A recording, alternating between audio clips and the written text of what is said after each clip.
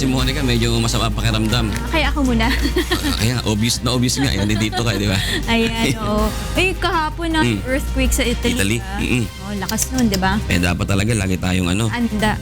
handa, tsaka dapat laging humihingi ng gabay. Kasi mahirap sa mga kasanaang ganyan. Dapat talaga ang kapit mo lagi. Sinasabi lang, lagi sa atin ni Kuya, di ba? Lagi niyang tinuturo sa atin yan. Oo. Laging sa Diyos muna. Oy, alas 4:49 na po ng umaga, mga kasambahay. Araw na po ng Huwebes. 25 na po ng Agosto, sweldo ni Rina, 2016. Sa ngalan po ni Kuya Daniel Razon, ako po si Jules Riao. Ako naman si Rina Villamor. Narito na po ang mga humahataw na balita ngayong umaga. Mga miyembro ng jungle fighter ng militar dinalaw ni Pangulong Duterte. Mga sundalo, isa sa ilalim sa training sa pagtatanggol ng teritoryo ng bansa. Suspension sa offensive operation ng NPA laban sa militar sa Surigao provinces, pinalawig ng National Democratic Front of the Philippines. All-out war laban sa bandidong Abu Sayyaf Group, iniutos ng Pangulo. Mas maraming insidente ng baha at landslide posibleng maranasan sa bansa dahil sa La Nina. Nasawi sa magnitude 6.2 na lindol sa Italy, umakyat na sa mahigit 100. At dating drug-dependent at asset sa illegal drug operation, sumuko sa otoridad sa tulong ng serbisyong kasangbahay. Sa detalye po ng mga balita, pinalawig pa ng National Democratic Front of the Philippines o NDFP ang suspensyon ng offensive operations ng New People's Army kontra militar sa Surigao del Norte at del Sur. Ito ay upang maatiyak ang kaligtasan ng mga third-party facilitators, NPA custodial units at iba pang dadalo sa gagawing pagpapalaya sa 5 police officer na hawak ng rebeldeng grupo. Ang suspensyon ay epektibo hanggang alas 12 ng hating gabi ng August 31. Una nang nagdeklara ng unilateral ceasefire ang NDFP bago ang pagsisimula ng formal peace talks sa pagitan ng pamahalaan at communist rebels sa Oslo, Norway. Nagsimula ito mula noong August 21 at tatagal hanggang August 27. Patuloy ang investigasyon ng mga pulis sa lalaking hinihinalang tauhan ng drug lord na si Kerwin Espinosa. Mariin naman itinanggi ng suspect na nagtutulak siya ng droga. Narito ang hataw na balita ni Gladys Toab. Nahuli ng mga otoridad sa Cebu ang isang lalaking sinasabing kasabwat ng drug lord na si Rolando Kerwin Espinosa Jr. Nahuli ang suspect na kinilalang si Roderick James Espina, 54 na taong gulang sa isang hotel inn sa Barangay Lorega, Cebu City. Ito yung maganda sa drive natin against illegal drugs. Open yung line of communication natin. Mayroong nag-report that allegedly a certain Rick yata yung kanyang nickname ay naka-check-in sa isang hotel. At accordingly siya ay nagtutulak, nagbebenta ng droga. So inaksyonan ng ating R2, specifically yung ating RSOG at saka RAI. At bingo, nahuli nila ay talagang positive na merong drugs. Hindi na pumalag si Espina na tubong maasin Southern Leyte nang pasukin ng mga otoridad ang kanyang tinutuluyan matapos makita ng mga pulis na mayroon itong mga armas. Nakuha kay Espina ang iba't ibang sachet ng pinaghihinalaang shabu, baril at mga drug paraphernalia. Aminado si Espina na gumagamit siya ng droga, ngunit itinanggi na nagbebenta siya nito. Mariing din itong pinabulaan na nakakilala at mayroon siyang kaugnayan kay Kerwin Espinosa. Wajud. Kini akong surat, di. May connection, Okay. Kailan? Dili po, wajud may magkaila. Bisag iyang tao, bisag po. Wajud magkaila tao. Wajud, bes ang pag-istorya sa telepono. Wajud. Napag-alaman na anak ng dating alkalde sa Maasin, Leyte na si Edgarino Espina ang nahuling sospek. Sa ngayon ay patuloy pang inaalam ng mga otoridad kung may iba pang kasamahan si Espina at kung ano ang kaugnayan nito sa mga Espinosa. Siguro ito na lang yung mga natitirang mga natitirang gamit nila at ito yung mga natitirang ayaw sumuko. Pero siyempre hindi natin sila titigilan. Hahabulin natin sila. Gladys Tuwabi, UNTV News and Rescue, Cebu City. Nananawagan ng hustisya ang pamilya ng estudyanteng nadamay sa pananambang sa abogado ng mag-amang Espinosa sa Kalanipawan, Tacloban City noong Martes. Narito ang hataw na balita ni Jeneline Gakit. Naging emosyonal ang pamilya ni Angelica Bonita, lalo na ang ama nito dahil sa sinapit ng anak matapos mapasama sa pagpatay sa abogado ng mag-amang Espinosa. Natagpuan na puno ng tama ng bala si Angelica kasama si Atty. Rogelio Bato Jr. matapos paulanan ng bala ang sinasakyan nitong Maroon Hilux sa Sitio Lumbang 2, Barangay Kalanipawan, Tacloban City. Ayon kay Mang Joey, hindi nila kilala at wala silang ugnayan ang napatay na abogado ng mga Espinosa. Dagdag pa nito, posibleng nadamay lamang ang kanyang 17 taong gulang na anak. Mabuligan kami, justisya, nga nagkukan ako, nanawagan ako mga PNP, mga pulis, mga kuhan, natutong na balaod, nga kuhan ang gad, maga tagangad kami mo nga patas nga justisya nga. Sana mataganti mo nga justisya. Nga maklaro ko ito mga partit mga hurub-hurub yan at istorya gumawasit ka matuuran kaya itam na mabot yan balita diret mga tuod may nasa rin nga uyab, may nasa rin nga umangkon, may nasa rin nga parting drugs amo tam ko ang ito hangiyo nga itong kamotorang lumutaw ba. Pinabulaan na naman ng guro ni Angelica na may kaugnayan ito sa illegal na droga. Anya ay naglalakad lang ito papasok sa paaralan at minsan rin ay wala itong baon. Talking about lifestyle and bata, simple lang yung bata. Waray garbo, dani nga ni diri pa yung sugat may dira contributions at ira groupings, mga activities, dani pa diri nakabulig pagkuan kay kita-kita ko labot lang ka simple makuri ang kabutang. Samantala, sinamahan rin ng UNTV News and Rescue Team ang ina ni Angelica sa City Hall para makahingi ng financial assistance. Hanggang sa ngayon ay hindi pa naiuuwi ng pamilya ang labi ng bata dahil kailangang mabayaran muna ang mahigit 20,000 pisong singil sa puninarya. Ayon sa Barangay Affairs Office ng syudad, nagbili na si Mayor Cristina Romualdez na tulungan ang pamilya basta't kumplituhin lang nito ang hinihinging documents ng Treasurer's Office para mai-release agad ang financial assistance sa mga ito. Jeneline Gakit, UNTV News and Rescue, Tacloban City.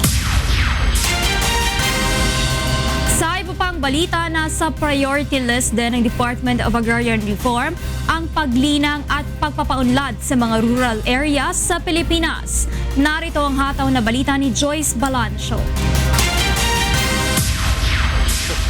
Prioridad ng Department of Agrarian Reform na maibahagi ang nasa 400,000 ektaryang lupain sa mahigit 300,000 benepisyaryo. Ito ang sinabi ni DAR Secretary Rafael Mariano sa pagdinig ng Senate Committee on Agrarian Reform kahapon. Bukod sa pamamahagi ng lupa, layunin din ang kagawaran na maprotektahan ang karapatan ng mga magsasaka at bigyan ang mga ito ng tenure. Plano rin ng DAR na i-develop ang mga rural areas sa bansa. Ayon naman kay Committee Chairman Senator Alan Peter Cayetano, dapat ayusin ang koordinasyon ng mga ahensya na tumututok sa mga problema ng agraryo. Sa agrarian reform naman, makikita natin patong-patong ang mga ahensya. For example, sa coconut, meron DTI dyan, DA, may DAR, may PCA. So paano magkaroon ng synergy para ang pangako ng Pangulo, 100 days, 1 year, may resulta kaagad. Matapos ang DAR, sumunod naman nagsagawa ng committee hearing ang Foreign Affairs kung saan dinaluhan mismo ito ni DFA Secretary Perfecto Yasay. Natuon ang usapin ng komite sa issue ng West Philippine Sea at ang patuloy na ginagawang reclamation activities ng China dito. Ayon kay Secretary Yasay, magtatalaga na ng ambassador to China ang ating bansa. Yes, I had specifically made a recommendation of people, a short list to the President who could possibly be appointed as ambassador to China, and I will leave it at him to make a choice and make his announcement as to who his choice will be. Ayon naman kay Senator Cayetano, kailangan rin tutukan ng Senado ang ating mga kababayan na nagtatrabaho sa ibang bansa. Sa DFA natin, paano siya maging mas responsive sa lahat ng Pilipino, lalo sa OFW, at paano ipaglaban ang karapatan ng Pilipinas given our strategic location and our strategic position vis-a-vis the US and China. Samantala, magtatakda pa ng mga susunod na pagdinig ang dalawang komite upang talakayin pa ng mas malalim ang mga legislative agenda ng Senado. Joyce Balancio, UNTV News and Rescue, Senate of the Philippines. Sa iba pang balita, posibleng umiral na ang La Nina phenomenon mula sa susunod na buwan na pinangangambahang magdudulot ng mas maraming ulan sa bansa. Narito ang ataw na balita ni Ray Pelayo. Naharap ang bansa sa posibleng pagkakaroon ng mas maraming insidente ng pagbaha at landslide. Ayon sa Pag-asa, base sa international models, nasa 55 to 60% ang pagkakaroon ng weak La Nina mula Setyembre. Sa La Nina, mas mainit ang temperatura ng karagatan sa Western Pacific na kinabibilangan ng Pilipinas. Ang epekto, mas maraming ulan lalo na sa kanlurang bahagi ng bansa. Ngunit babala ng Pag-asa, hindi dapat ipagwalang bahala ang epekto ng La Nina kahit na mahina lamang ito. Yung pong nangyaring 2005-2006, weak La Nina din po yun. Nagsistart ng October, November, December. Short-lived lang din po siya, natapos ng around first quarter ng 2006. But then nagkaroon po ng mga several flooding and landslide incidents sa may Luzon area. Meron pa rin probability na hindi siya mangyari. So nadoon pa rin yung probability. Pero kaya nga kailangan talaga yung update ay sinusundan natin. Sa pagtaya ng Pag-asa, nasa 5 hanggang 9 na bagyo ang posibleng pumasok sa Philippine Area of Responsibility hanggang Pebrero, kung saan mas malapit sa bansa ang posibleng maging track nito. Posible ring mas maraming water spout at buhawi kapag maraming thunderstorms gaya ng nangyari sa Maynila nitong Agosto. Ray Pilayo, UNTV News and Rescue, Quezon City. Hinihintay na ng National Disaster Risk Reduction and Management Council o NDRRMC at Department of Public Works and Highways o DPWH ang pinal na plano sa pagpapatayo ng isang evacuation center sa bawat rehiyon sa bansa. Narito ang hataw na balita ni Yoshiko Sata. Isinasapinal na ng National Disaster Risk Reduction and Management Council at Department of Public Works and Highways ang planong pagpapatayo ng evacuation center kada rehiyon sa bansa. Sinabi ni NDRRMC Executive Director Ricardo Halad na nasa proseso na sila ng pagtukoy ng mga lugar na maaaring pagtayuan nito. Yung mga regional directors namin may marching order na yan to coordinate with their counterparts and as well as LGUs para sa identification ng lugar. Ensure na hindi yan mabaha. Maglalagay ng clinic o isolation room sa bawat evacuation center kung saan maihihiwalay ang mga may sakit upang hindi makahawa sa ibang mga evacuee. Ipinahayag din ni Undersecretary Halad na bilang tugon ng NDRRMC sa utos ni Pangulong Rodrigo Duterte na alisin ang red tape, papabilisin nila ang pagpoproseso ng calamity funds. Yung inaaksyonan ko mga request for calamity funds to be recommended to the NDRRMC Chairman, the Secretary of National Defense, eventually for approval by the President. Nasa may mga request pa dyan ng 2015. Dahil mahaba yung proseso. Pinaiigting naman ng NDRRMC ang information campaign nito upang makapaghanda ang mamamayan sa mga sakuna. Sa website ng Office of Civil Defense, mapapanood ang video ng Disaster Information for Nationwide Awareness sa Project DINA na naglalaman ng mga paghahanda at dapat gawin sakaling may bagyo, lindol, baha, sunog at iba pang sakuna. Muli ring pinaalalahanan ni Yusek Halad ang mga telecommunications companies sa batas na nag-aatas sa kanila na magpadala ng disaster alert sa kanilang mga subscriber. Yoshiko Sata, UNTV News and Rescue, Quezon City. Patay ang isang binatilyo matapos masagasaan ng trail truck sa Malabon kagabi. May hataw na balita si Maki Libradilla live. Good morning, Maki. Good morning, June. Good morning, Kuya, at sa lahat ng ating mga kasambahay. Then on the spot, ang isang binatilyo matapos masagasaan ng isang trailer truck sa General Pascual Corner, Nangka, Barangay Potrero sa Malabon City, alas 8:30 kagabi. Napipi ang katawan at ulo ng binatilyong si Jeremy Matias, 13 anyos. Ayon sa kanyang kaibigan, katatapos lang nila mag-skateboard sa Monumento, Caloocan at pauwi na sana sila sa kanilang bahay sa Malabon. Nauuna umano sa kanila ang biktima, kaya naman naghintay ito sa gutter ng kalsada, subalit nakita nila ito nang masagasaan ng trailer truck. Giit pa ng mga kasama ng biktima, nagsisigaw at humihingi pa ng tulong ang binatilyo habang nakaipit ang paa sa gulong ng truck. Pilit umano nilang pinapaatras ang driver ng truck, subalit bumaba lang ito saglit para silipin ang naipit na binitilyo. Kaya naman laking gulat nila nang iabante ng driver ang trailer truck at tuluyan ng nagulungan ng naglalakihang gulong ang ulot katawan ng binatilyo. Galit na galit naman ang ina at mga kaanak ng biktima sa driver ng truck na si Roger Reyes dahil sa sinapit ng biktima. Humihingi naman ng tawad ang sospek sa pamilya ng binatilyo. Aminado ang driver ng truck na nagawa niya ito. Nataranta lang umano siya kaya niya naiabante ang minamanehong truck. Sa ngayon ay pinag-aaralan na ng otoridad kung pasok sa kasong murder ang isasampa sa sospek. Yan ang latest, balik sa YouTube. Maraming salamat, Maki Libradilla, nag-uulat mula sa Caloocan City.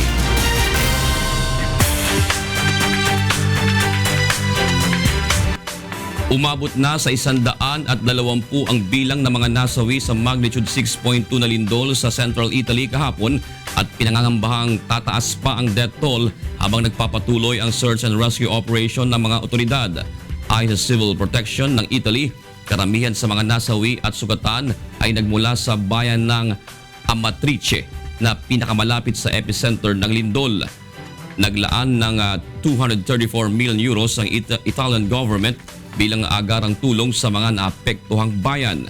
Tumama sa Southeast Italy ang lindol pasado alas 9 ng umaga kahapon, oras sa Pilipinas.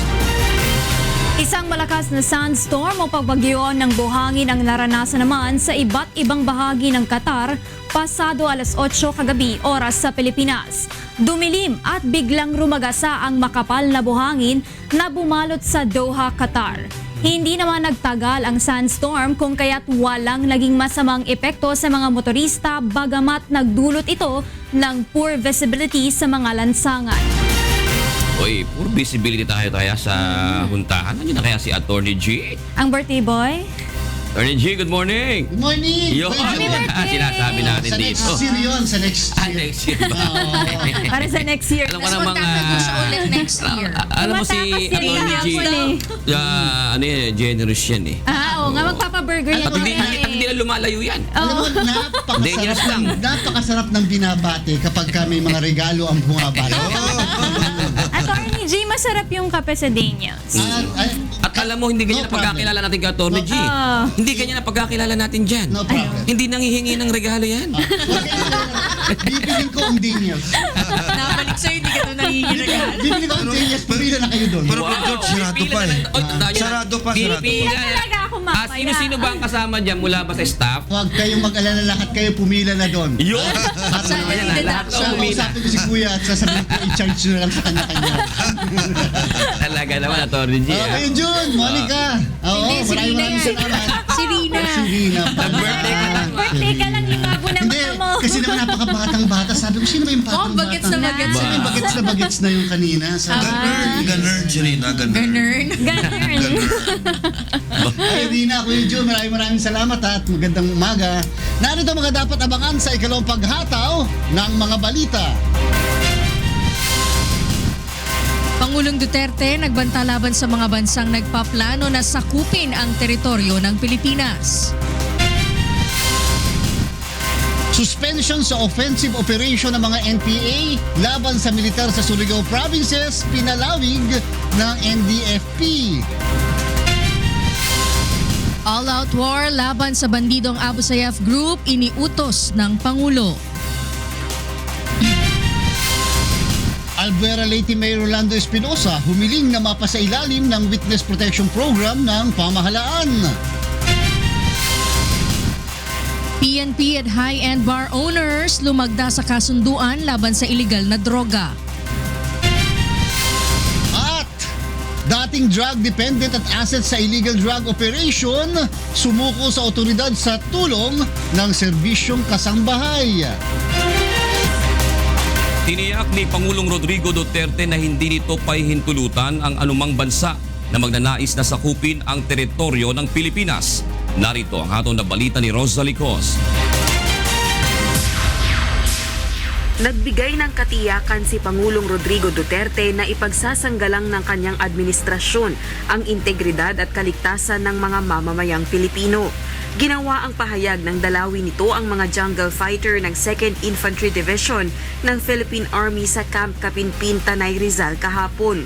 Bukod dito, bagaman hindi niya binanggit sa kanyang speech ang pagpabor ng Arbitral Tribunal sa Pilipinas sa usapin ng maritime dispute sa West Philippine Sea, darating din anya ang pagkakataong igigiit ang ruling ng ibang bansang apektado rin ng pag-aagawan ng teritoryo sa South China Sea. Whether we like it or not, that arbitral judgment would be insisted not only by the Philippines but by the whole countries dito sa Southeast Asia.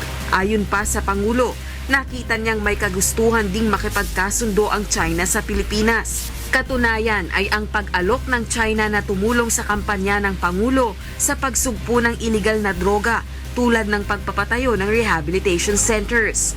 Subalit nais malaman ng Pangulo kung ano talaga ang ibig mangyari ng China ngayon sa isyu ng West Philippine o South China Sea.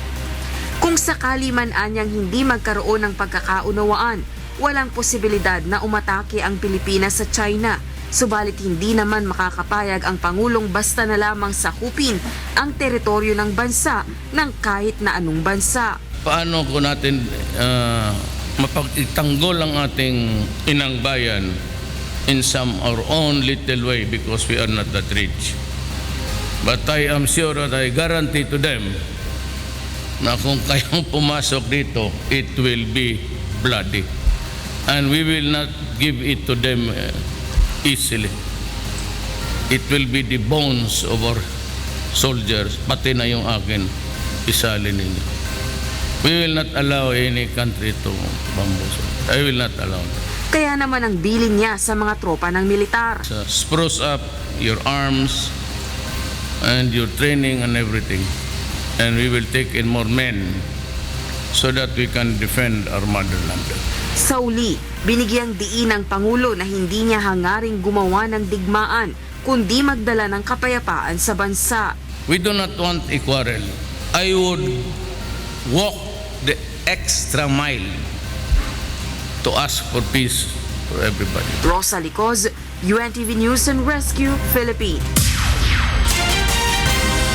Nangako si Pangulong Rodrigo Duterte na hindi nito bubuksan ang isyu ng agawan ng teritoryo sa nalalapit na Association of Southeast Asian Nations Summit sa Laos sa susunod na buwan. Ayon sa Pangulo, nais na lamang niyang magkaroon ng diplomatic dialogue sa China. Gayunpaman, sinabi ng Pangulong Duterte na igigit nito sa China na irespeto ang kautusan ng Arbitral Court. Ikinatuwa naman ng China ang pahayag na ito ng Pangulo. Narito ang pahayag ng China Foreign Ministry spokesperson Du Kang. We believe the two sides have the ability and the wisdom to appropriately discuss and resolve problems and promote the return of relations to a track of healthy development and bring benefits to both countries' people. We also look forward to China and the Philippines conducting talks at an early date. Samantala, idineklara ni Pangulong Rodrigo Duterte ang all-out war laban sa bandidong Abu Sayyaf Group dahil sa pinakahuling insidente ng umano'y pamumugot ng bandidong grupo. Narito ang hataw na balita ni Janice Inhente. Ipinag-utos na ni Pangulong Rodrigo Duterte ang pagsugpo sa bandidong grupong Abu Sayyaf. Ito ay matapos malaman ng Pangulo sa press conference dito sa Davao City pasado alauna kaninang madaling araw na pinugutan na umano ng ulo ang 18 anyos na bihag ng Abu Sayyaf Group na si Patrick Almodovar nang hindi maibigay ng pamilya nito ang 1 milyong pisong ransom money. my orders to the police and to the armed forces against all enemies of the state. Seek them out and destroy them. Ang mga droga, destroy them. Ang mga abusap, destroy them. Period. Natagpuan umano sa sulo ang ulo ng biktima na nakabalot sa isang plastic bag matapos itong iwanan ng 3 lalaking nakasakay sa motorsiklo. 16 ng Hulyo nang dukutin si Patrick sa Hulo-Sulo. Ayon sa Pangulo, mas mahigpit ang magiging kampanya kontra Abu Sayyaf kumpara sa mga nakaraang administrasyon. Said I'll be harsh. That might just a campaign, go out and destroy them. So patay kung ano yan, wag na kayo magtanong mga human rights. Kahapon ng umaga, dineploy na sa Western Mindanao Command ang 69th Infantry Battalion na katumbas ng mahigit 400 sundalo. To the order of our Commander-in-Chief, President Rodrigo Duterte, to crush down the Abu Sayyaf group in the area of Western Mindanao Command. So we sent 69th Infantry Battalion today doon sa Tog 11, yung first tranche of the troops that were already sent via C-130 plane. Ngayong araw naman, ide-deploy ang 2nd Scout Ranger Battalion sa Western Mindanao Command. Janice Inhente, UNTV News and Rescue, Davao City. Plano ni Senator Alan Peter Cayetano na magpadala ng liham kay Senator Laila De Lima na humihiling na mag-inhibit ito sa pagdinig ng Senado sa kaso ng extrajudicial at summary killing sa bansa. Narito ang hataw na balita ni Joyce Balancho. Naniniwala si Senator Alan Peter Cayetano na hindi patas ang pagsasagawa ni Senator Laila De Lima ng pagdinig sa kaso ng mga napatay na drug suspects sa anti-illegal drug operations ng Philippine National Police. Ayon sa senador, kinakategorya agad ni De Lima bilang extrajudicial killings ang mga kaso ng mga pagpatay. Paliwanag pa nito, hindi maituturing na extrajudicial killing ang kaso na iniimbestigahan na at nakapagsampa na rin ang kaso laban sa mga tiwaling pulis. Kaya naman, plano ni Cayetano na sumulat kay De Lima upang hilingin na mag-inhibit na ito sa pagdinig. I just want to bring it to her attention that she has 2 options. Maging fair sa hearing o mag-inhibit. Hindi naman dapat na as chair. Kasi makikita mo every time magsalita siya, lalo pagkausap niya si Chairman Gascon, may judgment eh. Tumanggi naman ang senadora na mag-inhibit sa investigasyon. I'd rather that the people judge me on whether or not I am being objective in the conduct of the inquiry. I'm not gonna base that to the opinion of someone who has evidently been the defender and apologist of the President in the Senate. Samantala, sinabi naman ni Justice Secretary Vitaliano Aguirre na may hawak na silang ebidensya na magtuturo kay De Lima at sa dating driver o bodyguard nito na si Ronnie Dayan na umano'y sangkot sa droga. Ayon sa kalihim, hindi bababa sa 5 o 6 na testigo laban kay Senator De Lima ang hawak na ngayon ng Department of Justice. May ebidensya na din umano ang DOJ na kahit tapos na ang eleksyon ay may ugnayan pa rin si De Lima kay Dayan na tumatanggap di umano ng pera sa mga drug lord. Well, he collects drug money from the high-profile drug lords.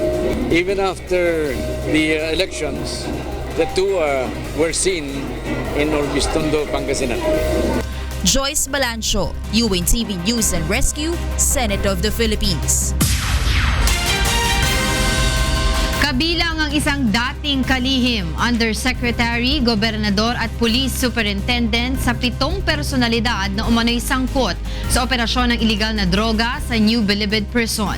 Ayon kay Pangulong Rodrigo Duterte, maaari ngayong linggo isapubliko ang drug matrix na ito kung saan ang pinakamataas umanong opisyal ng pamahalaan ay ang dating Justice Secretary at ngayon Senador Laila De Lima. Una nang inihayag ni Pangulong Duterte ang pagiging sangkot ni De Lima sa illegal drug operation sa NBP dahil umano sa dati nitong driver at bodyguard na nangongolekta ng drug money sa mga drug lord na nakapiit sa Bilibid.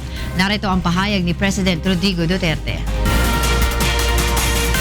How would I term it? But it's really sad for this country.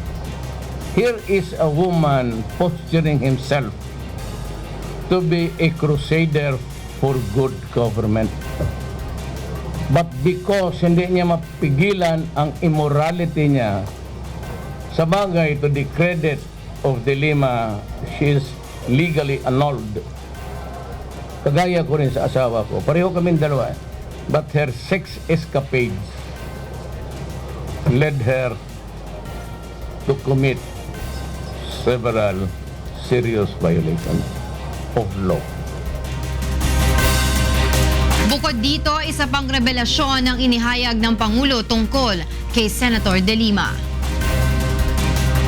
Ngayon may bago siya. The first name is Warren. Ang trabaho ni Warren, walang apelyido, nagmumotor ahead. Yung haggard na escort niya. MMDA. Sino may sabi sa akin? Isa sa nag-report. Si Tolentino, ang MMDA chairman. Nihiling si Albuera Leyte Mayor Rolando Espinosa Sr. na mapasa ilalim sa Witness Protection Program ng pamahalaan kapalit ng pagsisiwalat ng kanyang mga nalalaman kaugnay sa operasyon ng illegal drugs sa bansa. Narito ang hataw na balita ni Jeneline Gakit. Inihayag na ni Albuera Leyte Mayor Rolando Espinosa Sr. ang kanyang mga nalalaman hinggil sa operasyon ng illegal drugs sa buong bansa. Kabilang na ang mga drug protectors at connections sila ng kanyang anak na si Kerwin Espinosa. Si Mayor Espinosa ang isa sa mga tinukoy ni Pangulong Duterte kamakailan na umano'y narco-politician habang ang anak naman itong si Kerwin ang isa umano sa big-time drug lord sa Eastern Visayas. Ayon kay Philippine National Police Regional Director 8, Police Chief Superintendent Elmer Viltahar, isa sa nagtulak sa alkalde para gawin ito ay ang nangyaring pamamaslang sa abogado nitong si Atty. Rogelio Bato noong Martes sa Tacloban City.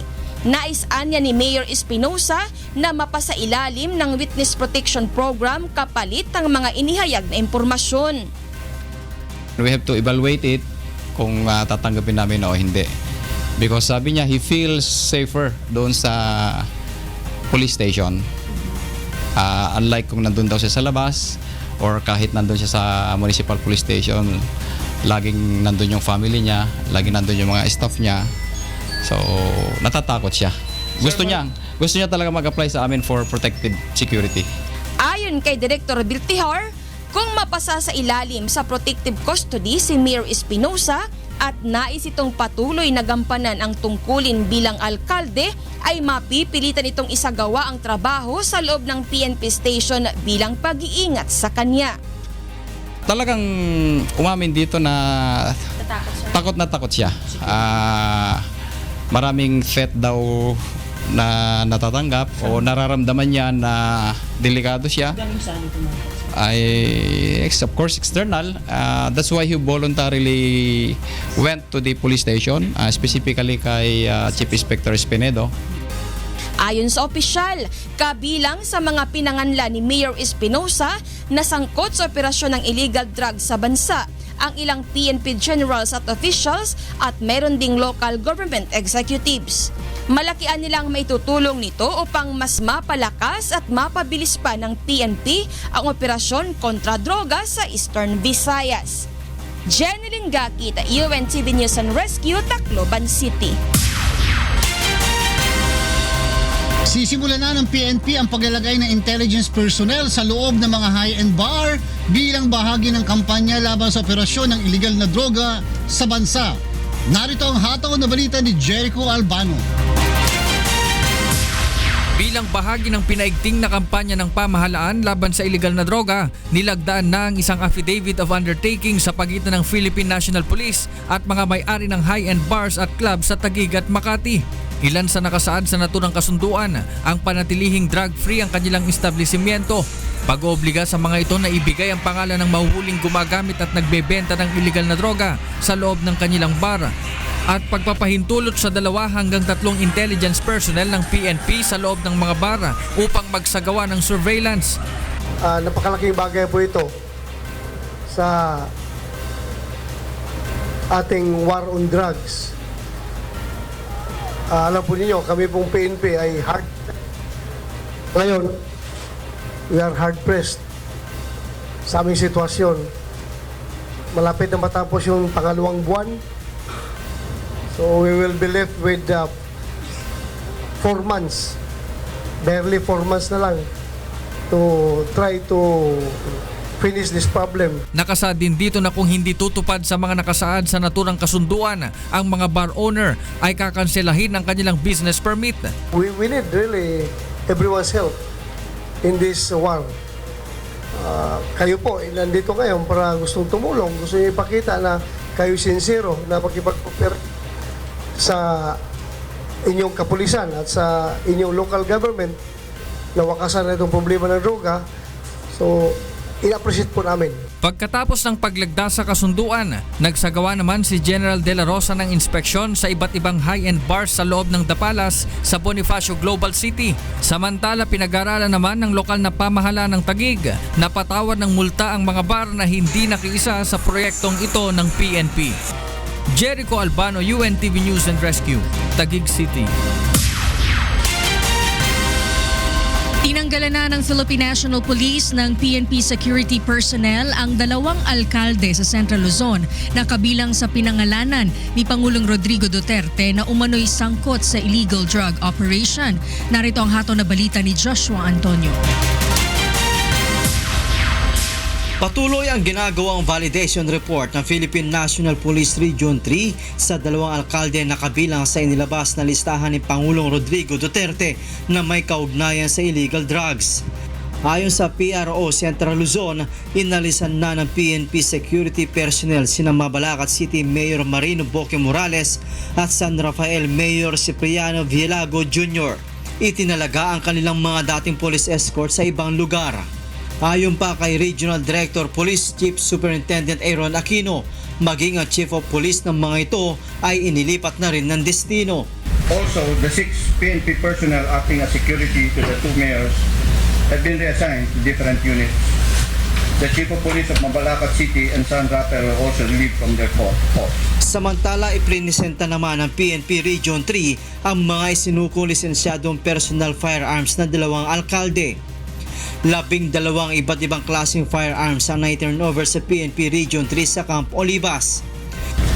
2 mayors from Central Luzon, Mabalacat City Mayor Marino Morales and San Rafael Mayor Cipriano Villago Jr. turned in their personal firearms to police authorities. Itinurn over ng 2 alkalde ang kanilang personal firearms alinsunod na rin sa utos ni Pangulong Duterte. Joshua Antonio, UNTV News and Rescue, Pampanga. Natagpo ang patay sa kanyang higaan kagabi ang isang stranded Filipino worker na pansamantalang nakatira sa Saudi Bin Laden Hamdaniya compound sa Jeddah, Saudi Arabia. Narito ang hataw na balita ni Mario Escoto. Wala ng buhay nang mapansin ng kanyang mga kasamahan ang 39 taong gulang na si Angelo Tinoso Custodio kahapon. Isa si Angelo sa stranded Filipino workers na pansamantalang nanunuluyan sa Saudi Bin Laden Hamdaniya compound sa Jeddah, Saudi Arabia.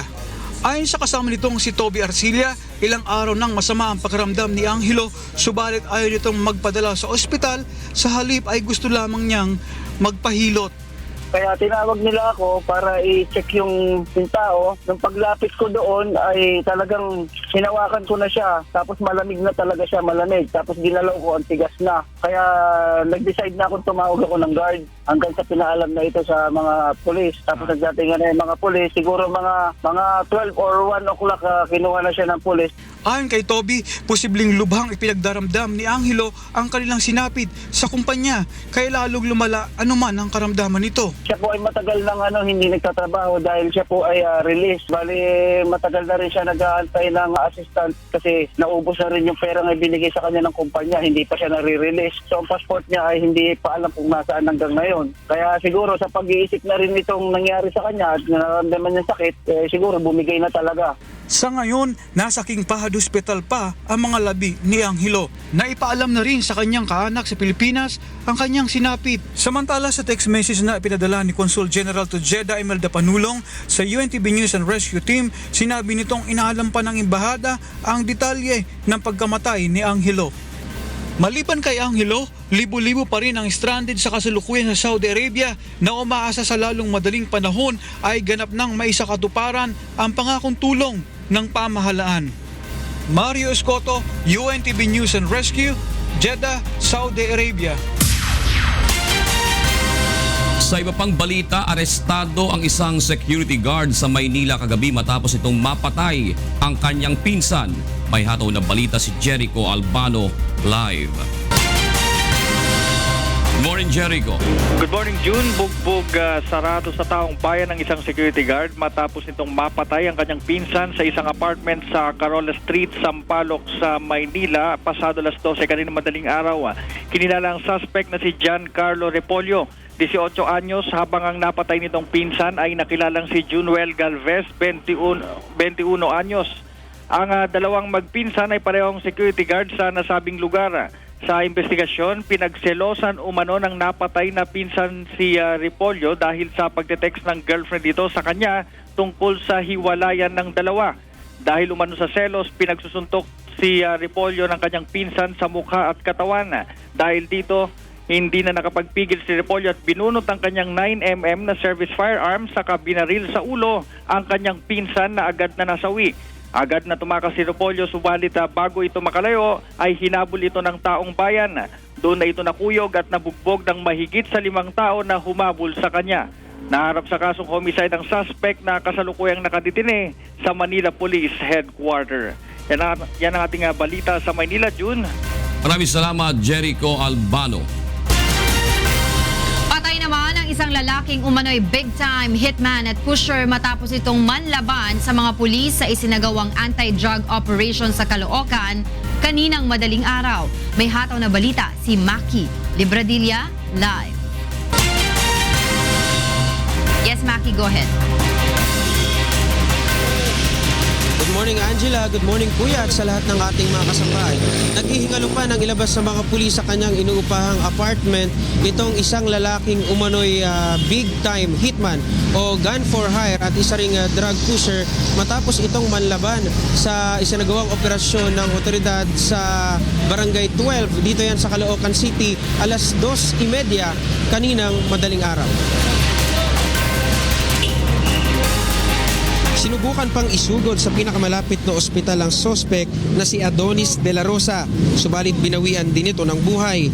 Ayon kay North District Special Operation Unit Chief Police Inspector Ali Jose Duterte, pinaputukan ng sospek ang operatiba nang matunugan nito ang mga pulis, kaya naman napilitan ng gumanti ang otoridad. Basag ang bintana ng apartment at kita pa ang tama ng bala sa pader ng umano'y paputukan ng sospek ang mga pulis. Dalawang banaan niya nilang minanmanan ng sospek na papalit-palit ng tirahan.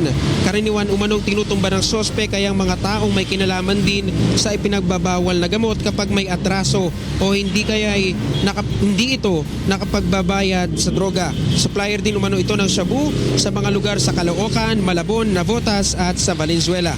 Nagulat naman ang may-ari ng apartment nang malaman ang background ng sospek.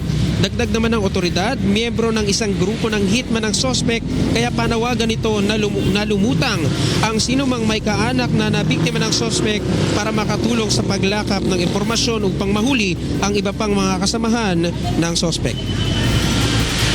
Yan muna ang latest. Balik sa iyo, Angela. Maraming salamat sa iyo, Maki Libradilla, live na nag-ulat mula sa Caloocan City.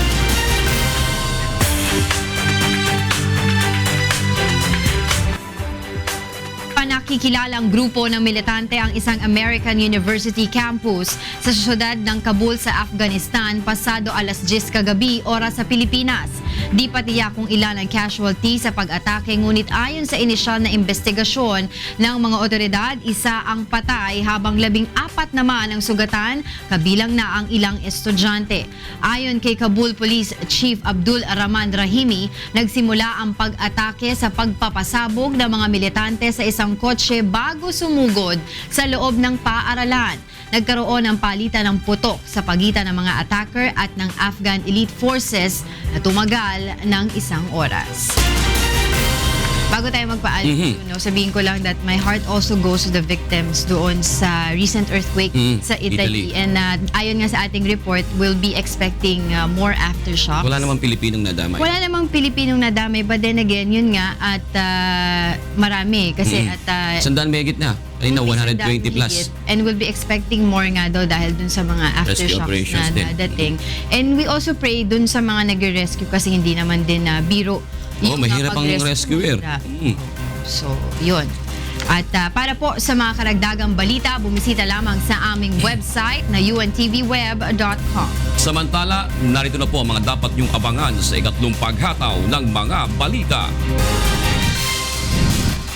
Suspensyon ng offensive operation ng New People's Army sa Surigao Provinces. Pinalawig pa ng National Democratic Front of the Philippines. PNP Highway Patrol Group mangangasiwa na sa pagmamando ng trapiko sa buong Metro Manila. Pag-i-issue ng 5-year driver's license, target masimula ng Land Transportation Office ngayong Oktubre. 3 dating professional basketball players pangungunahan ang mas pinalakas na Ombudsman Graph Busters sa pagbubukas ng UNTV Cup Season 5. At dating drug dependent at police asset sa illegal drug operation sumuko sa otoridad sa tulong ng serbisyong kasangbahay. Sa detalye po ng mga balita, pinalawig pa ng National Democratic Front of the Philippines o NDFP hanggang sa katapusan ng buwan ang ipinatutupad nitong suspension ng offensive operation ng New People's Army sa Surigao Provinces. Narito ang report ni Mirasol Abugadil. Bago pa man magsimula ang usapang pangkapayapaan sa pagitan ng pamahalaan at communist rebels sa Oslo, Norway, nagdeklara na ang magkabilang panig ng tigil putukan. Sa deklarasyon ng National Democratic Front of the Philippines o NDFP, epektibo ang ipinatutupad nilang ceasefire hanggang August 27 ng hating gabi habang indefinite ceasefire naman ang idineklara ng pamahalaan. Ngunit nagdesisyon ng NDFP na palawigin ang suspensyon sa offensive operation sa Surigao Provinces. Sa pahayag ng grupo sa kanilang official website, inaatasan ng NDFP Northeastern Mindanao Region ang lahat ng unit ng New People's Army sa Surigao del Sur at Surigao del Norte na ituloy ang ceasefire hanggang sa August 31 ng hating gabi. Ito ay upang matiyak ang kaligtasan at seguridad ng sinasabing prisoners of war, third-party facilitators at NPA custodial units na magiging bahagi ng pagpapalaya sa mga bihag. Ito ay sina PO1 Richard Yu ng PNP Carmen sa Surigao del Sur, PO2 Caleb Sinaca, PO3 Jerol Bagayas, NPU Rodrigo Angob ng Malimono Municipal Police Station at SPO3 Santiago Lamanilao ng Surigao City Police Office sa Surigao del Norte. Ikinatuwa naman ng Philippine National Police ang desisyong ito ng NDFP. We welcome that move and then yun nga, yung kasamahan namin na nasa kanilang poder, it's a welcome move for us. Kami, ever since we would always wanted a peaceful means of resolving any conflict in this country. Tiniyak naman ng Armed Forces of the Philippines na bagamat parehong ipinatutupad ang ceasefire ng magkabilang panig, mananatiling nakahanda ang kanilang tropa sa anumang posibleng pag-atake. If we will attack, we are on the defensive mode. We will not be just sitting back na inaatake, hindi kami lalaban. Diba? We have to defend our installations and our community is being attacked. Samantala, hindi naman inihayag ng grupo ang eksaktong araw kung kailan palalayain ang mga bihag. Mirasol Abugadil, UNTV News and Rescue, Quezon City. Pangangasiwaan na ng PNP Highway Patrol Group ang pagmamando sa trapiko sa buong Metro Manila. Narito ang hatol na balita ni Lea Ilagan. Ng Interagency Council on Traffic o IACT ang Department of Transportation para sa traffic management sa Metro Manila. Kabilang sa mga ahensyang kasama rito ay ang Metropolitan Manila Development Authority o MMDA, ang Philippine National Police Highway Patrol Group, ang Land Transportation Office at ang Land Transportation Franchising and Regulatory Board. Ang IACT ay pamamahalaan ni HPG Director Police Senior Superintendent Antonio Garjola na siya ring inatasan ng mga siwa sa daloy ng trapiko sa buong Metro Manila. I will be leading the group with our enforcers. Ipunin namin pati resources natin, personnel, pag-iisay natin para may isang command lang tayo.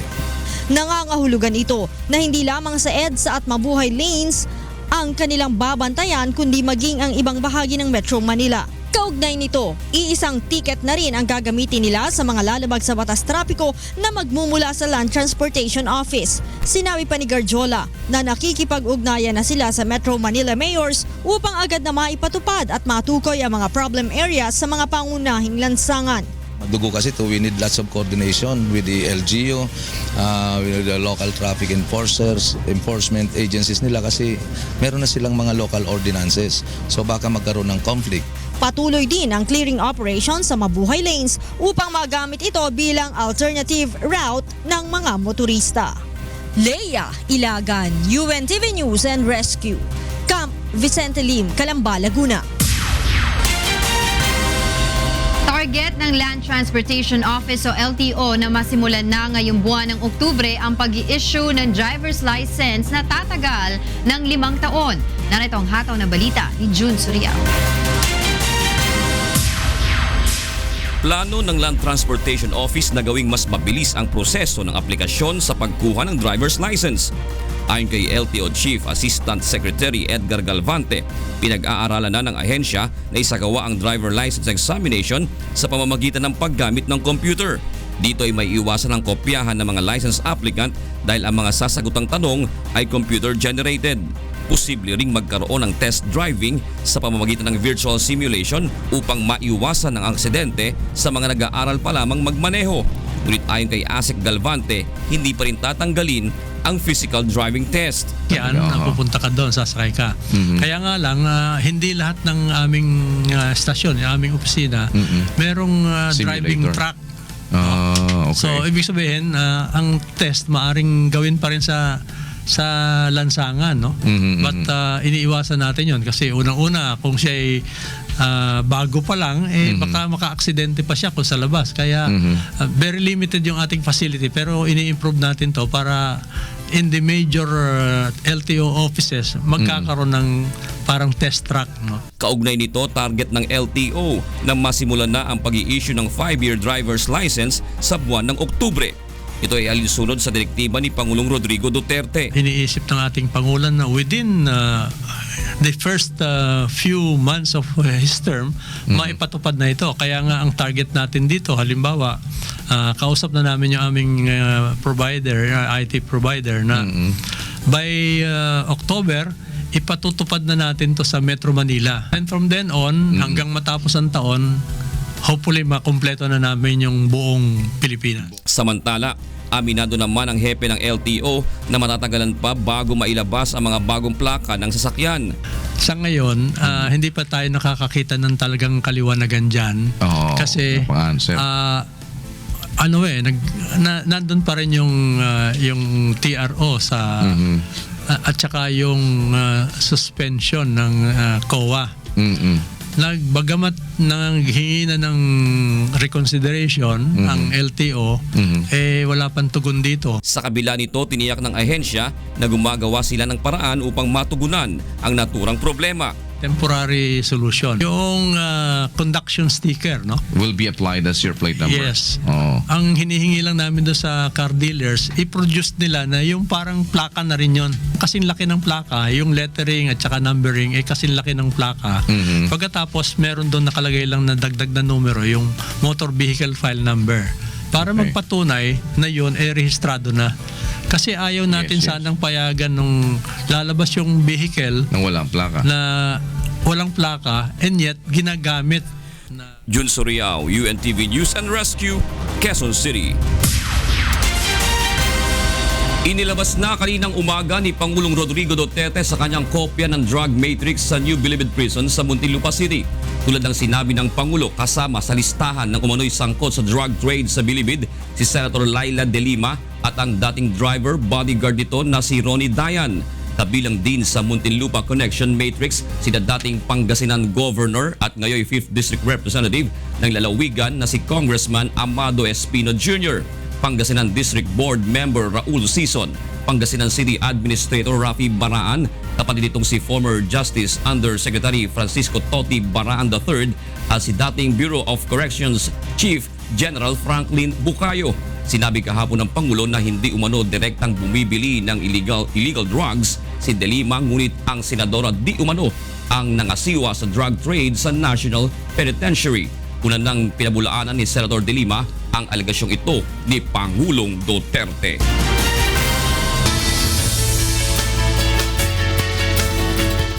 Para naman sa ating ulat panahon, bahagyang lumakas ang bagyong Dindo habang tinatahak ang direksyon patimog-timog kanluran sa bilis na 4 na kilometro kada oras.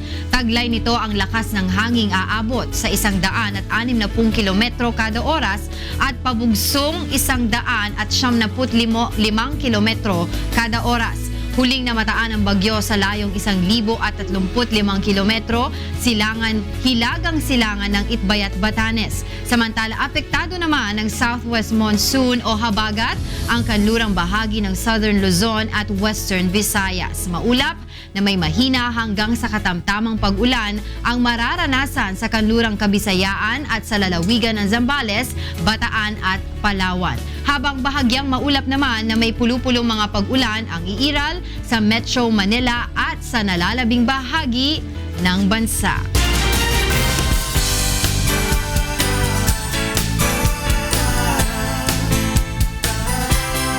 Isang dating drug dependent at police asset sa illegal drug operation ang dumulog sa UNTV upang humingi ng tulong na makalapit sa mga otoridad at malinis ang kanyang pangalan. Narito ang hataw na balita ni Jun Suriao. Halos kalahating taon na mula nang huminto sa paggamit ng ipinagbabawal na gamot si alias Totoy, 24 anyos. Ngunit noong August 9 ng 1:00 ng madaling araw, papauwi na sana siya ng bahay nang salubungin umano siya ng ilang unipermado at nakasibilyang pulis kasamang ilang kawani ng barangay. Nagulat siya at tumakbo nang bigla siyang pagbabarili ng mga ito. Hindi ginawa po, titingin ko mga pulis po. May papukagat po sila. Ang ginawa po, nanakbo po, bitawan ko po yung motor. Piniputukan pa rin ako, panganak po. Ang ginawa po, tumala na po sa ilog. Ayon kay Totoy, tumagal ng hanggang 5:00 ng madaling araw ang insidente. Hindi umano siya tinantanan ng mga ito kahit nang tumalo na siya sa ilog. Nasa 8 putok ng baril ang kanyang narinig. Umabon po, yung nag-aalisa na sila. Naglangoy aso na po ako hanggang makarating sa Santo Niño River Park. Hinala ni alias Totoy, pinag-iinitan siya ng ilang pulis na dating umanong nakahuli sa kanya at inakusahan siyang may dalang shabu noon lamang Marso.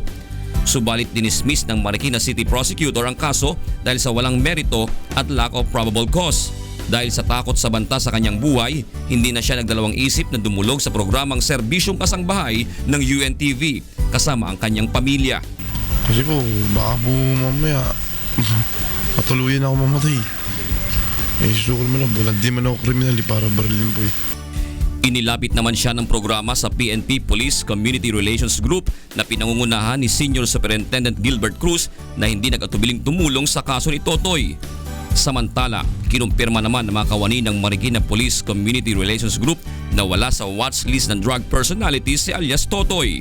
Kasunod nito ay formal lang naghain ng reklamo sa Marikina City Police Station si Totoy laban sa inaakusahang pulis. Ayon sa kanya, posibleng may kinalaman din ang insidente sa pagiging asset niya ng Marikina Special Anti-Illegal Drugs Group noon. Nagkaroon din siya ng standing warrant of arrest kaugnay ng paglabag sa city ordinance sa dress code at sa hindi pagdalo sa mga pagdinig. Ngunit sa tulong ng UNTV, katuwang ang Office of the Mayor at City Administrator ng Marikina ay maayos nang naiproseso ang pagpapiyansa sa kanyang kaso. Nakahinga naman ng maluwag ang pamilya ni alias Totoy at lubos na nagpapasalamat sa lahat ng tumulong sa kanya. Jun Suriao para sa Serbisyong Kasangbahay. Samantala, alamin po natin ang ating libreng sakay update mula kay Melvin Arbo. Melvin, good morning. Yes, Melvin. Good morning, June! Good morning sa ating Kuya Daniel at sa lahat ng ating mga kasangbahay all over the world. Tayo po ngayon ay sakay ng ang dating Gaan Bus para magbigay ng libreng sakay sa ating mga commuters sa mga oras na ito. Tayo, June, ngayon ay galing na ng Baclaran Coastal na kung saan kaninang umaga pa nagbiyahe na rin tayo mula naman dyan sa Monumento area going to Baclaran Coastal at Baclaran Coastal hanggang dito sa ating kinalulugaran ngayon. Nandito na po tayo ngayon sa Buendia Avenue at sa may panulukan ng Osmeña. Patawid na po tayo ng Osmeña Avenue at ihatid na po natin itong mga pasahero natin na tuwang-tuwa ba kayo? Itong mga naisakay natin yun, ihatid natin hanggang dyan. Karamihan sa kanila ay baba ng Ayala Avenue dahil papasok na sila sa kanilang mga trabaho. At ang bilang na ating napaglingkuran na June, mula pa kayo ng umaga, meron na po tayong bilang na 155 na mga pasahero na ang ating mga naisasakay. At syempre, tuloy-tuloy pa po ito madadagdagan dahil nandito pa lamang tayo sa may Buendia Avenue, bibiyahe pa po tayo papunta dyan po sa may bandang Monumento area na kung saan marami pa po mga pasahero nag-aabang sa atin sa kahabaan ng EDSA. Tuloy-tuloy po itong ating ginagawa, araw-araw na po tayong buwibiyahe at inaanyayahan natin yung ating makasangbahay na sila po ay makasakay naman dito sa ating libre sakay bus. Dito po walang pinipiling reliyon, walang pinipiling kulay. Tayo po ay nagsasakay ng estudyante, ng may trabaho, ng walang trabaho at ng kahit na sino pwede pong sumakay dito sa ating libreng sakay bus dahil ito po ay advokasya ng ating Kuya Daniel na makapagbigay ng libreng sakay na serbisyo sa ating mga motorista. At syempre katulong po natin dito ang dating daan sa pangunguna naman ni Brother Eli Soriano. Balik muna sa iyo, John. O Melvin, kaya pala walang pinipiling kulay sabi ni Derek kasi black and white yung video mo. Kaya ganun. Salamat, Melvin. Welcome back. At welcome back. Oo, welcome back sa'yo. Ayan, maraming salamat sa'yo, Melvin Arbo mula sa Buendia Avenue. Silipin natin ang sitwasyon ng trapiko sa mga oras na ito mula kay Joanne Nano gamit ang UNTV drone na nagsisilbing mata sa himpapawid, pinalilipad ng ating CAAP licensed pilot live. Joanne, go ahead. Good morning sa iyo, Angela. Good morning sa lahat ng ating mga kasambahay at good morning din kay Kuya Daniel. At para nga sa lahat ng ating mga kasambahay na babiyahe na ngayong umaga ay asahan na po nila ang light to moderate traffic dahil nag-umpisa na nga ang rush hour period ay medyo nagsana rin ang volume ng mga sasakyan. Sa mga manggagaling po dito sa Panranco, kung kayo po ay babaybay dito sa kahabaan ng Espanya patungong Quiapo, ay maluwag pa ang sitwasyon ng traffic. Bahagya lamang itong babagal dyan sa may bahagi ng Araneta Avenue Underpass, subalit muli naman niyang luluwag paglabas po dyan sa may Santo Domingo area. Sa mga sasakyan naman po na nasa eastbound area o yung mga papalabas ng EDSA o yung mga sasakyan na tatawid naman po patungong Commonwealth Avenue ay tuloy-tuloy pa rin ang daloy ng mga sasakyan.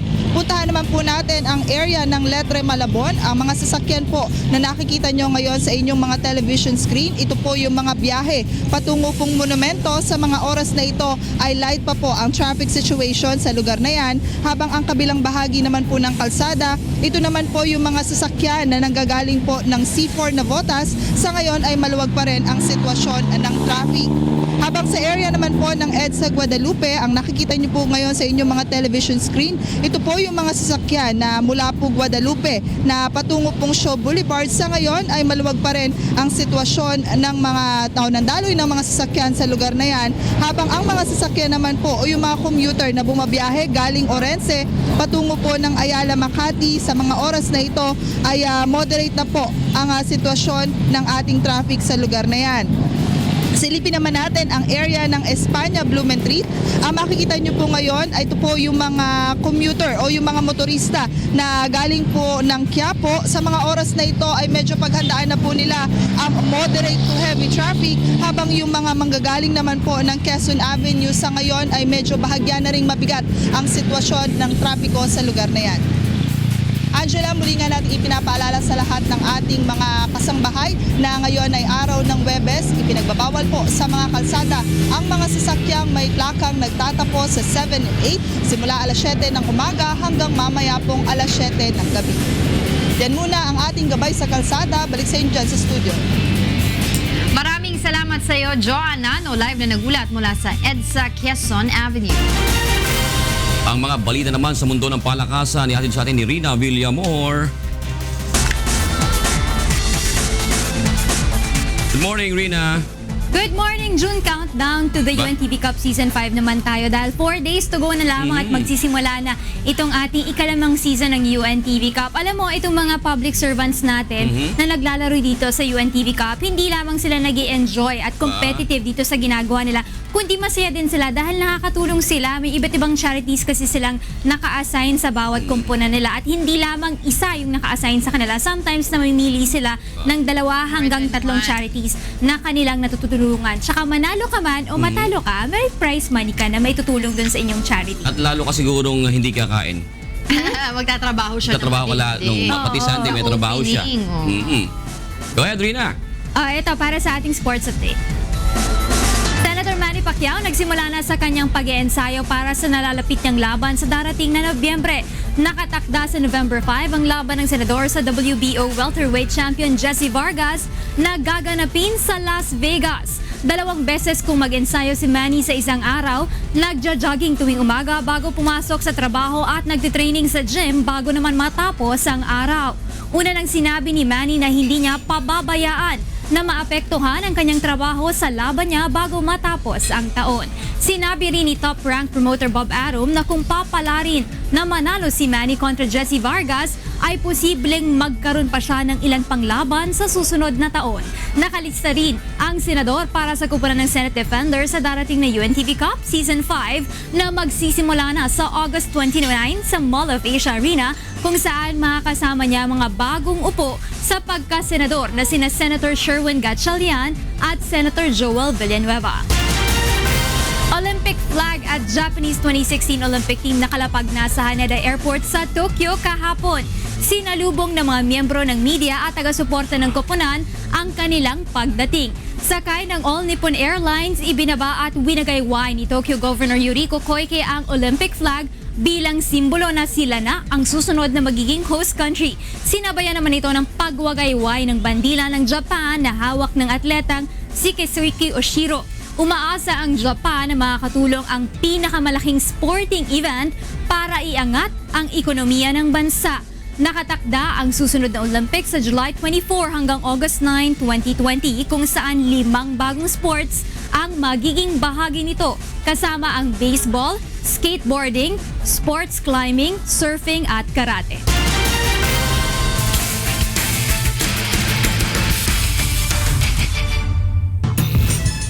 Mas pinalakas ng Ombudsman Graft Busters ang masasaksihan ng ating mga kababayan sa pagsisimula ng UNTV Cup Season 5. Bukod sa bagong head coach, 3 dating professional basketball players ang mangunguna sa kanilang koponan. Narito ang hataw na balita ni Bernard Dadis. Todo ensayo na ang Ombudsman Graft Busters ilang araw bago ang pagsisimula ng UNTV Cup Season 5 na magbubukas sa August 29 sa Mall of Asia Arena sa Pasay City. Ibabandera ng Graft Busters sa kanilang pinalakas na line-up ang 3 dating professional basketball player sa panguna ng bagong head coach na si John Carlos. Nangako ang Ombudsman na ibibigay nila ang lahat ng magagawa upang makapasok sa finals. Malones, pushing. Matatanda ang maagang nagpaalam ang Graft Busters sa unang taon ng paglahok nila sa torneo noong nakaraang season nang mabigong makasama sa second round-up ng liga. Hindi kami nagpa-promise na manalo, but pinapromise namin laging maganda ang laban. Pinalitan ni Carlos ang dating coach ng Graft Busters na si Ryan Ray Kilala na ngayon team manager ng naturang koponan. Si Carlos ay kasalukuyang head coach ng basketball team ng St. Paul Pasig at Holy Spirit habang assistant coach naman ng Adamson Lady Falcons. Bago sa line-up ang 2 dating PBA player at isang mula sa Philippine team. Maglalaro bilang sentro ang 6'6" na si Rizal Castro na dating player ng Red Bull, San Miguel at Pure Foods mula 2003 hanggang 2006. Lalaro naman bilang power forward si MC Caceres na dating player ng Coca-Cola Tigers. At si Ronnie Sagala naman na dating membro ng Philippine team na naglaro sa Southeast Asian Games noong 2002. Sa akin, as import, one game at a time. So kung kaya namin manalo every game, gawin namin yung karapat-dapat. Syempre, masaya kami. Syempre, ang una-una, mas maganda makatulong po kami sa charity. Especially, kaya nga i-inspired namin sa every game na kailangan manalo kami.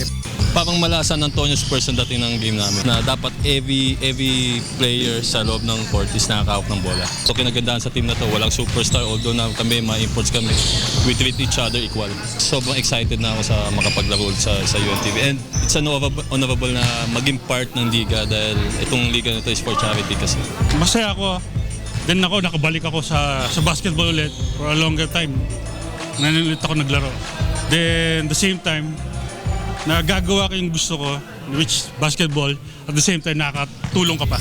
Umaasa ang team captain na si Attorney Arman Sanchez na mapapalakas ang nakita nilang weakness ng grupo noong nakarang season 4. Isa sa pagkukulang namin noon is yung depensa. Kinuha namin mga imports na mayroong depensa. So umaasa din kami na magbabago kung ano man yung nangyari sa amin last season. Hopefully ngayon maging mature kami at maging role player. Samantala, pinili ng grupo bilang kanilang beneficiary ang Provident Fund ng Ombudsman para sa mga retired at kasalukuyang empleyado nito na nangangailangan ng financial at medical assistance. Bernard Dadis para sa UNTV Cup Season 5. So don't forget mga kasambahay, magkita-kita po tayo sa August 29 sa Mall of Asia Arena para salubungin itong ating mga public servants na maglalaro para sa ating UNTV Cup Season 5. June at Angela? Maraming salamat, Rina, at may kinikwento sa akin si Angela. Huwag na. Tinatanong ko kung maglalaro siya. Hindi, maglalaro daw ba si... May team ba kayo? Baka daw may all-star susunod. Baka daw maglaro ulit si Alvin Patrimonio. Die-hard fan pala ito ni Alvin Patrimonio. Ikaw taga-cheer angel. Alvin. Sige. Salamat, Rina. Excited ka naman. Siyempre naman. Syempre. Yung TV Cup yun eh. Aabangan natin. 10 million na ba yung premyo doon? Oo, grabe. Grabe siya kamakat ng ganung premyo. Diba? Tumulong na, nag-enjoy pa. Diba? Diba? Oo. Ang daming matutulungan, 10 million na yun. Oo. Yung iba nga, iniipit yung mga pondo-pondo. Kaya dati pinamimigay lang yun, di ba? Exactly. Oo. Pero syempre, aabangan natin yan. Nakaka-excite. Para po sa iba pang humahataw na balita, bumisita lamang sa aming website, ang untvweb.com. At yan po ang mga hataw na balita ngayong araw po ng Webes, August 25, 2016. Sa kalan po ni Kuya Daniel Rason, upo sa Diyos Riau. At ako naman po si Angela Lagunsal. Susunod na po ang